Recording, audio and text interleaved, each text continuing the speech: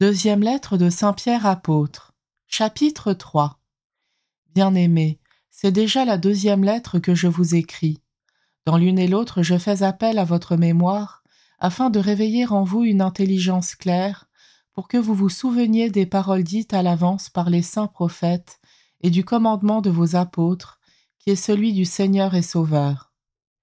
Sachez d'abord que dans les derniers jours, des moqueurs viendront avec leurs moqueries, allant au gré de leur convoitise et disant « Où en est la promesse de son avènement ?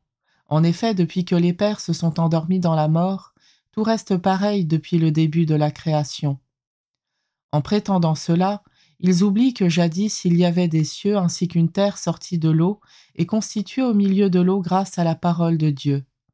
Par ces mêmes éléments, le monde d'alors périt dans les eaux du déluge. Mais les cieux et la terre de maintenant, la même parole les réserve et les garde pour le feu, en vue du jour où les hommes impies seront jugés et périront. Bien-aimés, il est une chose qui ne doit pas vous échapper. Pour le Seigneur, un seul jour est comme 1000 ans, et 1000 ans sont comme un seul jour. Le Seigneur ne tarde pas à tenir sa promesse, alors que certains prétendent qu'il a du retard. Au contraire, il prend patience envers vous, car il ne veut pas en laisser quelques-uns se perdre, mais il veut que tous parviennent à la conversion. Cependant, le jour du Seigneur viendra comme un voleur.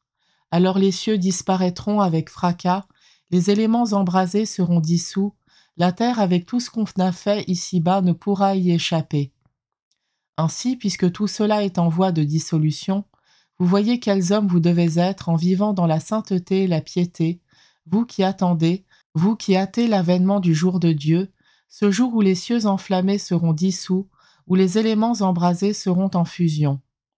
Car ce que nous attendons selon la promesse du Seigneur, c'est un ciel nouveau et une terre nouvelle où résidera la justice.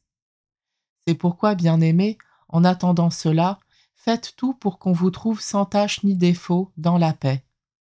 Et dites-vous bien que la longue patience de notre Seigneur, c'est votre salut, comme vous l'a écrit également Paul, notre frère bien-aimé, avec la sagesse qui lui a été donnée.